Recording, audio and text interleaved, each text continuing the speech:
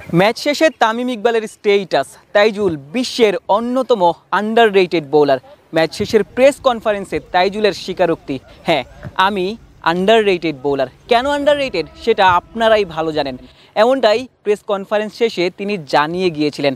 প্রশ্ন করেছিলাম সাকিব আল হাসানকে ছাড়িয়ে যেতে চান কিনা, কারণ আজকের দিনে তিনি 16টা ফাইফারের দেখা পেয়ে গেছেন। সামনে কেবলই সাকিব আল হাসান 19টা ফাইফার নিয়ে এখন পর্যন্ত দেশের সর্বোচ্চ 5 উইকেট শিকারের রেকর্ডটা সাকিব আল হাসানের। তবে তাইজুল জানিয়েছেন সাকিবকে তার ছাড়িয়ে যেতে হবে না, তবে নিজের পারফরমেন্সে অটল থাকতে চান, প্রসেসে অটল থাকতে চান। একটা সময় পর রেকর্ডই তার হয়ে কথা বলবে।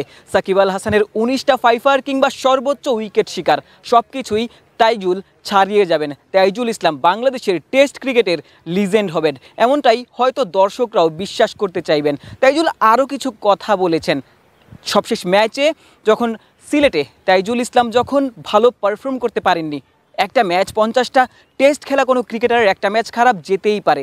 এরপর সোশ্যাল মিডিয়াতে তাইজুলকে ঘিরে যত সমালোচনা হয়েছে, এই সমালোচনার বিপক্ষেও তাকে প্রশ্ন করা হয়েছিল। তাইজুল জানিয়েছেন যারা সমালোচনা করছেন তারা হয়তো খেলাই বোঝেন না। তাইজুল ইসলাম আজকের দিনে এই চট্টগ্রামের সেরা পারফর্মার। হ্যাট্রিকের সম্ভাবনা তৈরি করেছিলেন। যদি সাদমান ইসলাম ক্যাচটা লুফে নিতেন তবে আজকের দিনে তাইজুলের হ্যাট্রিকটাও হয়ে যেতে পারে। সেটি নিয়ে খানিকটা আফসোসও ঝরেছে তাইজুল ইসলামের কণ্ঠে। তাইজুল ইসলাম আজকের দিনে ফাইফার নিয়ে বাংলাদেশকে ম্যাচে ফিরিয়েছেন। কালকের দিনের কাজটা শুধুই ব্যাটারদের। এনামুল হক বিজয় ফিরেছেন শুরুর একাদশে। তিনি বাংলাদেশ দলের হয়ে ওপেনিংটা করবেন।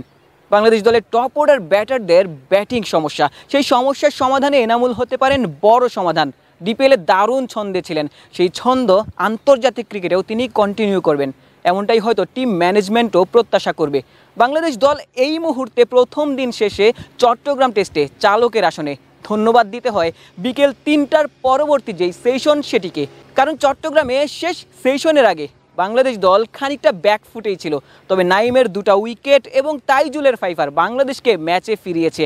9টা উইকেট জিম্বাবুয়ে হারিয়েছে। দেখার বিষয় বাংলাদেশ আগামীকাল সকালে কত দ্রুত জিম্বাবুয়ের শেষ উইকেটটা তুলে নিতে পারে, কিংবা বাংলাদেশ দল স্কোরবোর্ডে কত রান যোগ করতে পারে।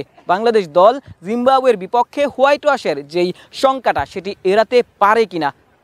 চট্টগ্রাম থেকে আশিক সারোয়ার, নিউজ 24।